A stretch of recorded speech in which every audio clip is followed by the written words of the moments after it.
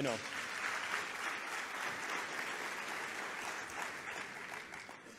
quisiera comenzar agradeciendo la invitación a los organizadores de este evento y a todos ustedes por estar aquí. Y voy a hablar de un tema que para ustedes probablemente no es sorpresa que lo trate yo, que es el mercado, pero lo voy a enfocar desde una perspectiva que tal vez es poco discutida. Le voy a plantear una tesis que puede sonar algo polémica, algo que tampoco les debiera sorprender. El mercado como realización del ideal igualitario. Ese va a ser el tema de mi conferencia. La figura que ustedes ven en esta caricatura es Deng Xiaoping. Famosamente, Deng Xiaoping, el dictador comunista que comenzó la transformación capitalista de China, dijo, bueno, no importa si el gato es blanco o negro, lo que importa es que case ratones.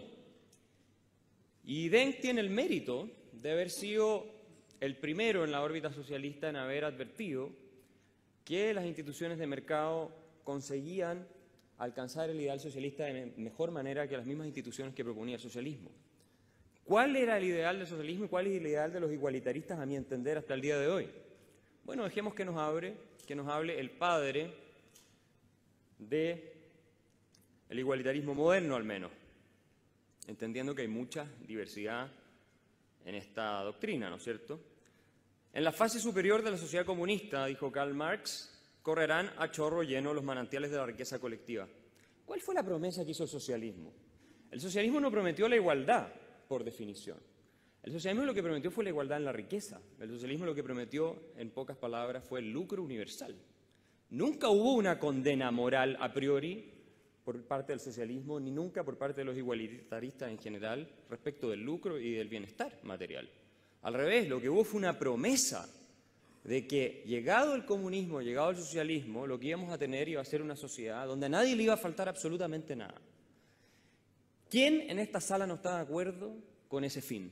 Les pregunto yo. Que a nadie le falte absolutamente nada. ¿A quién no le gustaría ver lo que propone Marx aquí, más allá de si la riqueza es colectiva o no, lo podemos discutir, obviamente, pero que todo el mundo tenga lo que necesita y lo más posible de lo que necesita?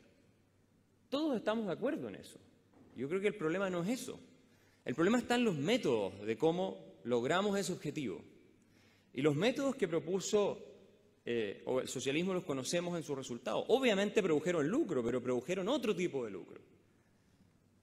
Joseph Stalin, por poner un ejemplo, uno de los seguidores, obviamente, de la fórmula socialista propuesta por Marx, según la revista Time, es el quinto hombre más rico de la historia de la humanidad. De la historia de la humanidad. Fidel Castro, que sigue siendo muy admirado en toda América Latina y en el mundo, en esta foto está en una visita en la Unión Soviética, el cuadro de fondo es Karl Marx, frente a él está sentado Khrushchev, y él tiene dos Rolex puestos en su muñeca izquierda, uno para ver la hora de Cuba, otro para ver la hora en la Unión Soviética.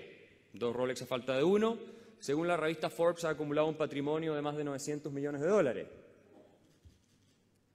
Este es el hijo de Fidel, Fidel Castro hijo, actualmente un alto funcionario del régimen cubano, en una fiesta con la Paris Hilton y la Naomi Campbell, difícilmente discutiendo lo que es el materialismo dialéctico y el historicismo revolucionario. Ustedes podrán comprender. Otros próceres del igualitarismo que son menos seguidores tal vez de la línea dura, pero que sí han enarbolado esta bandera y se han hecho famosos con ello. Cristina Kirchner, que acaba de ser su partido al menos, su línea en Argentina derrotada, ¿no es cierto? Y se calcula, malas lenguas hablan, de que han acumulado un patrimonio considerable en los últimos 10 años que han gobernado. Esta fue una foto que se le sacó y se hizo un cálculo más o menos de cuánto tenía puesto en joyas, ¿no es cierto? Y es una cosa extraordinaria, o sea, no crean que estas son joyas de fantasía. Nuestro amigo el presidente Evo Morales, sufriendo, ¿no es cierto?, el capitalismo en el jet privado ese que lo lleva a todos lados. Entonces, ¿qué pasa? Y quiero poner estos ejemplos para que saquemos una primera lección. Siempre que se plantea una ética revolucionaria, se va a requerir de una nueva élite que suplante a la anterior. Siempre va a haber una élite que reemplace a la élite que se pretende cambiar. Y la historia muestra que han terminado siendo más abusivas, más opresivas que las que han reemplazado. Entonces, es una primera cuestión. Si hablamos de igualdad y lograr la igualdad, ¿no es cierto?, a través de procesos revolucionarios, ¿no?, o refundacionales, lo que va a ocurrir es que no se va a resolver el problema de la desigualdad. Es más, puede incluso acrecentarse como ocurrió en todos los países que lo han intentado y como ha ocurrido también en la región latinoamericana con los ejemplos populistas que todos conocemos. ¿Cuál es el problema de fondo? Y aquí quiero ir a la segunda lección que podemos sacar de la historia y, sobre todo, de la filosofía igualitarista. Es la condena del lucro individual. Eso es lo que molestaba a Marx, porque pensaba que solamente puede existir un beneficio, ¿no es cierto? El empresario solo se puede beneficiar en la medida en que perjudica a otro. El capitalista vive del trabajo ajeno y adquiere su cultura a costa del otro. Como la fuente del valor para Marx estaba únicamente en el trabajo, entonces la única manera de obtener utilidades, ¿verdad?, era haciendo trabajar al proletario horas que no le remuneraba. Y con eso iba acumulando su capital. Obviamente esto a la larga iba a terminar por hacer colapsar el sistema. Esta no es una idea nueva, la idea de que el que se beneficia a expensas del resto, y aunque ustedes no lo crean, está bastante generalizada en distintos círculos académicos, intelectuales, y también forma parte del sentido común de la población hasta cierto punto. Y es algo contra lo que tenemos que combatir. Acompáñenme un poco en un viaje a través de la historia de las ideas. Este es el pensador francés Michel de Montaigne, siglo XVI, muy influyente, extremadamente influyente en todo el pensamiento occidental. Y esto es lo que se conoce como el dogma de Montaigne. Ningún provecho ni ventaja se alcanza sin perjuicio de los demás, por lo que debemos condenar como ilegítima toda suerte de ganancia. O sea, Montaigne pensaba, y con esto reflejaba un cierto espíritu de la época, que es imposible beneficiarse, enriquecerse si uno no está haciendo trampa, si uno no está en el fondo perjudicando a los demás. O sea, es un juego de suma cero. Lo que uno gana, el otro lo pierde. Es imposible, si uno cree, ¿no es cierto?, en la igualdad, defender la desigualdad o justificarla de cualquier punto de vista si es el resultado del perjuicio de otro. Si uno piensa que es un juego de suma cero, la desigualdad siempre va a ser algo inmoral por definición.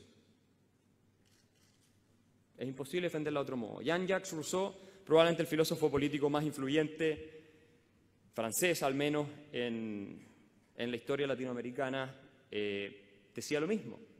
Y fue muy influyente sobre Marx también, él.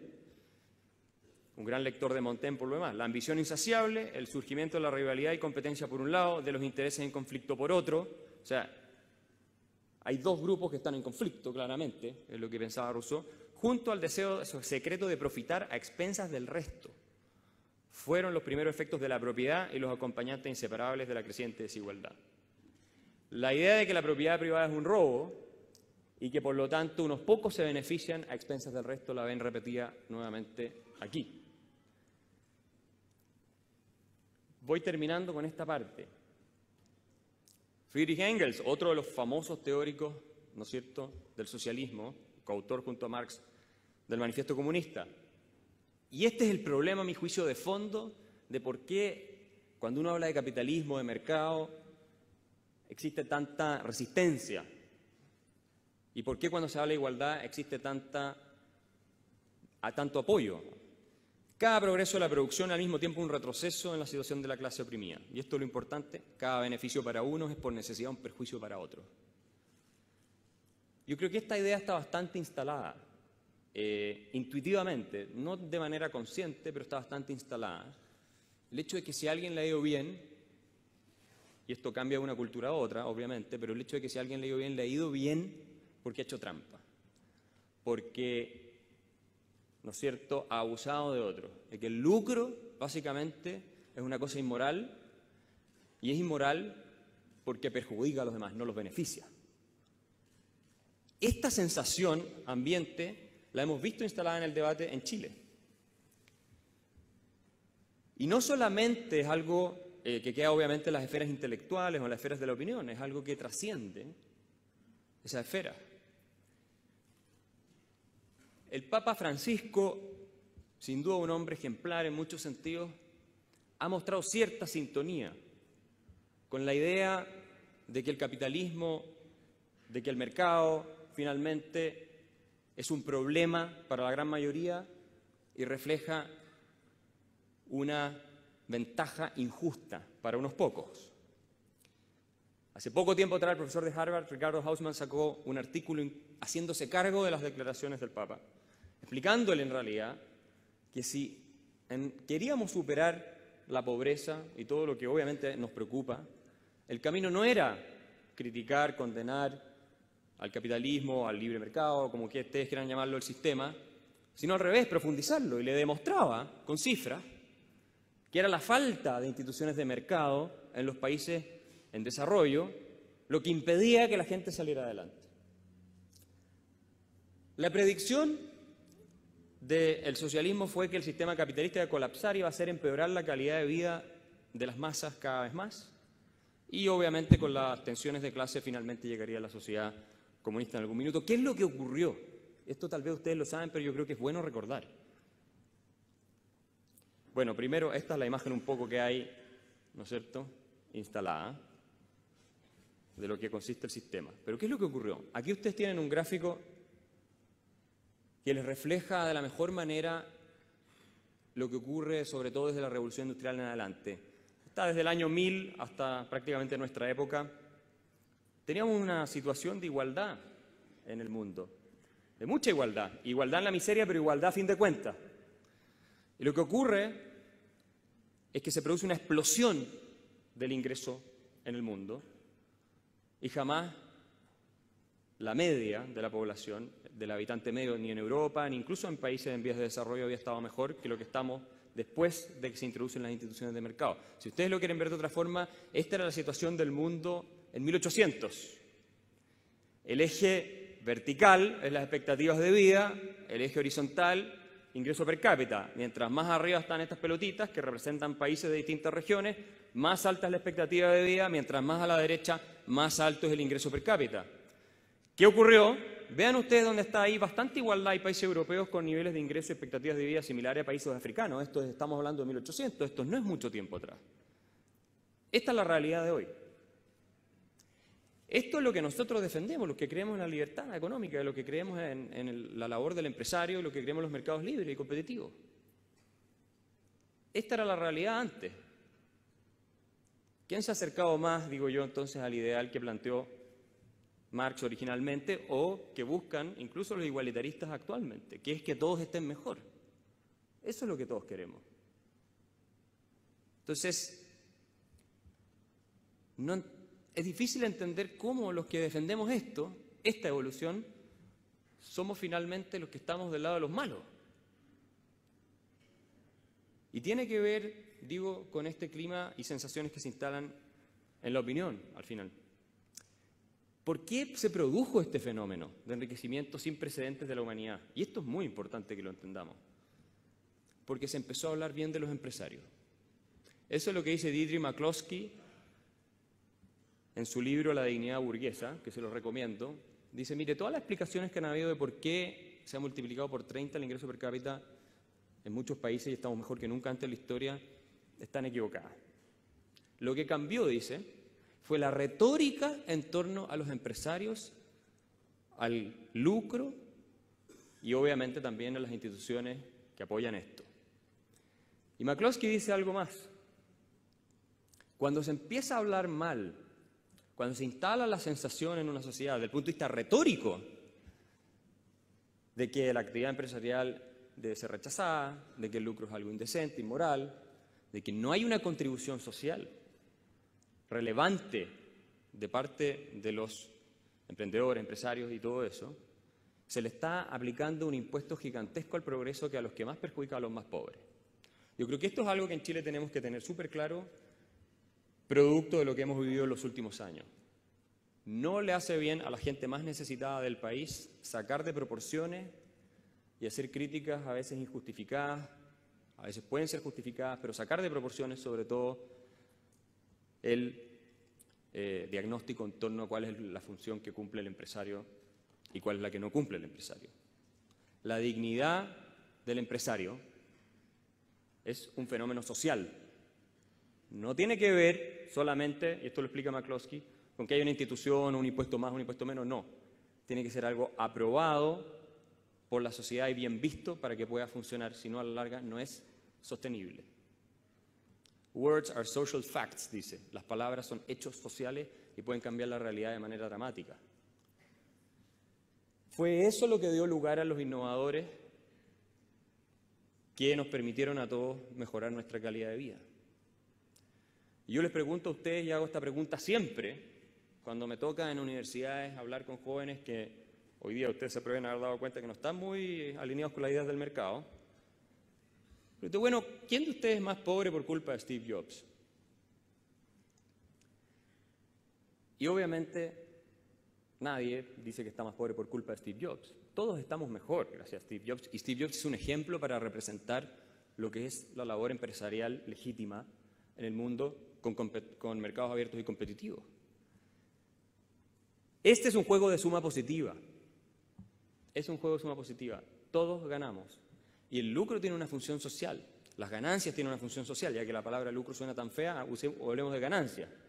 Las ganancias y las pérdidas tienen una función social en una economía. Ganas en la medida y te enriqueces en la medida en que satisface necesidades y deseos de los consumidores. Es imposible en un mercado abierto y competitivo hacerse rico o prosperar si no es mejorando la calidad de vida de otros. Yo he planteado este desafío muchas veces en distintos foros que me den un solo ejemplo donde en un mercado abierto y competitivo uno puede prosperar y que le vaya bien, hacerse rico si ustedes quieren, más o menos lo que ustedes estimen, sin beneficiar a otros o al menos satisfacer sus deseos y necesidades. No es posible. No es posible porque al final el empresario es un mandatario de los consumidores. Si los consumidores no le compran los productos que ofrece, de la calidad, ¿no es cierto?, de los precios que está ofreciendo, está condenado a quebrar. Esa es la realidad. Déjenme pasar de nuevo al tema de la desigualdad, que es muy relevante. Este es el Premio Nobel de Economía de este año, Angus Deaton. Entre otras cosas, recibió el Premio Nobel de Economía por su estudio sobre progreso y desigualdad. Leamos este texto porque me parece clave para entender de qué estamos hablando. Cuando surgen nuevas invenciones o nuevo conocimiento, alguien tiene que ser el primero en beneficiarse. Y las desigualdades asociadas a la espera por un tiempo son un precio razonable que hay que pagar. O sea, lo que explica Deaton es que la desigualdad es un subproducto inevitable del progreso,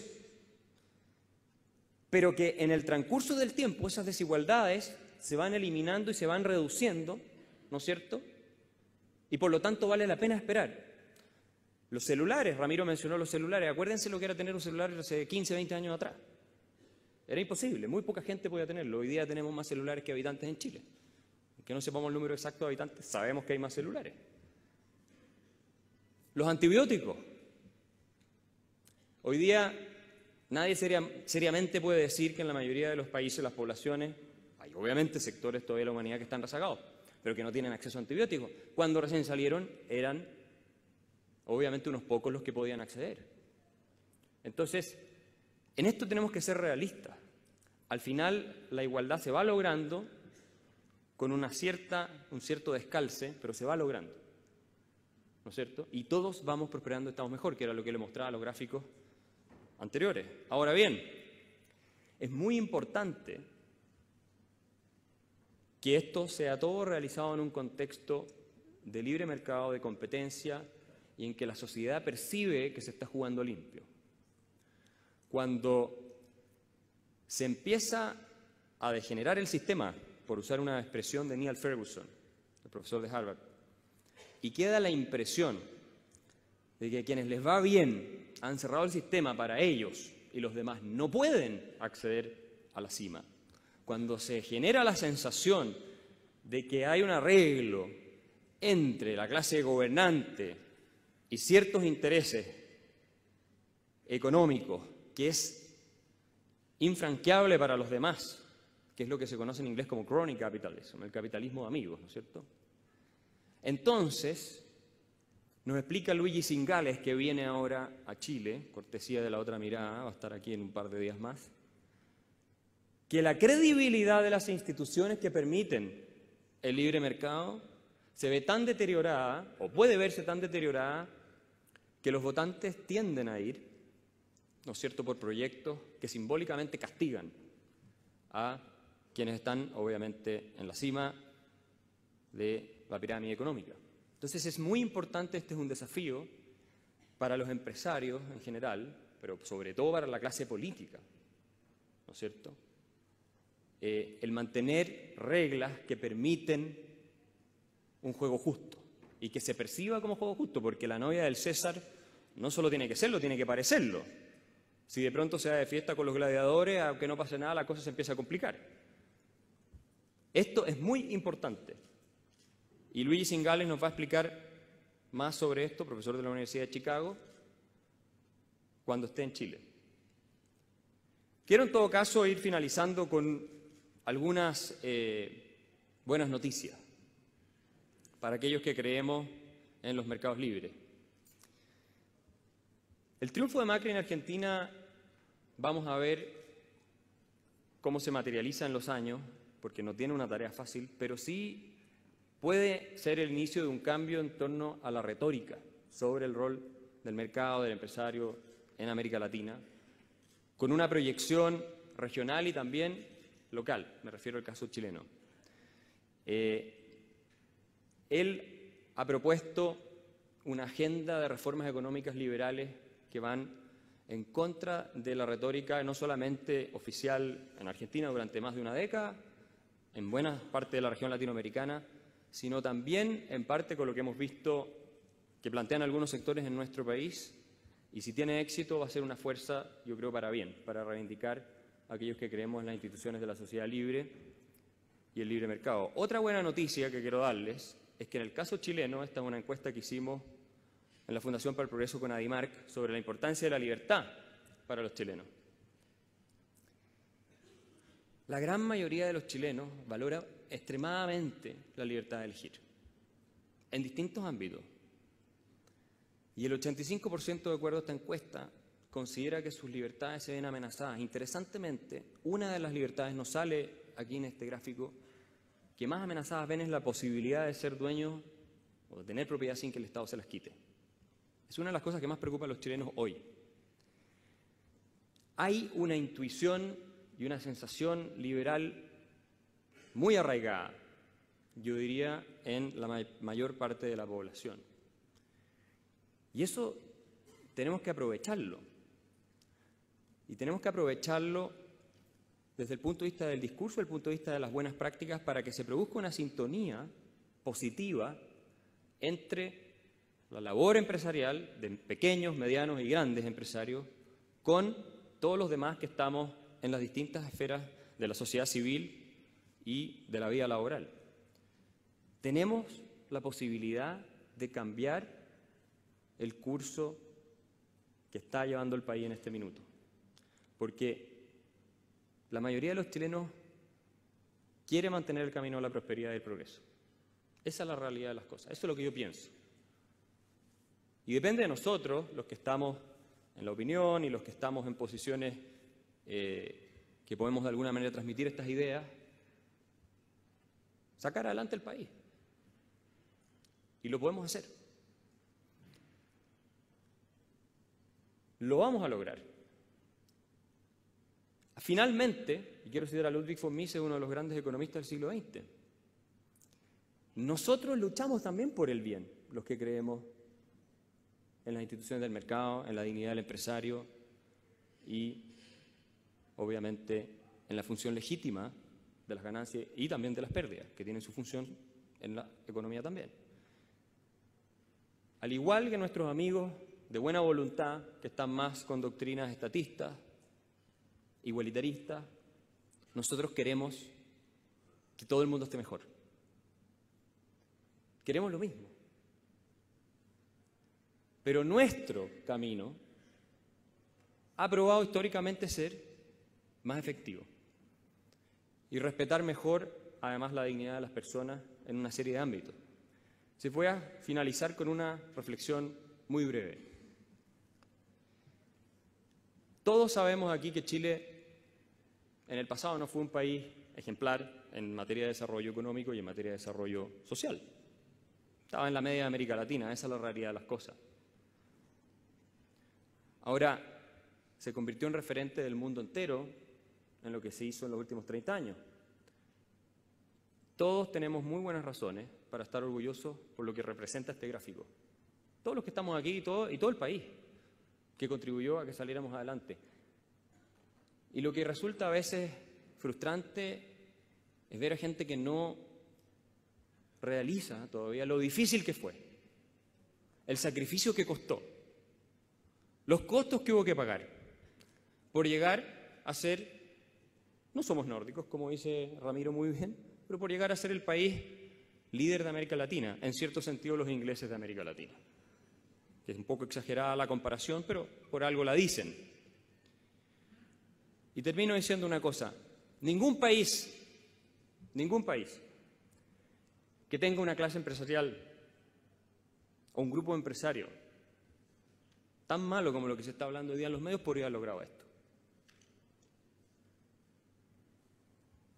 Ningún país podría haber logrado esto si no tuviera empresarios que, sin ser ángeles, porque no estamos en un mundo de seres perfectos tampoco, y con todas las críticas que se pueden hacer, en la suma han jugado más bien un juego limpio, con reglas del juego bien establecidas, respetando la libertad, y gracias a eso, pequeños, medianos y grandes empresarios nos han permitido a nosotros ser el país líder de América Latina y un referente para todo el mundo en desarrollo. Muchas gracias.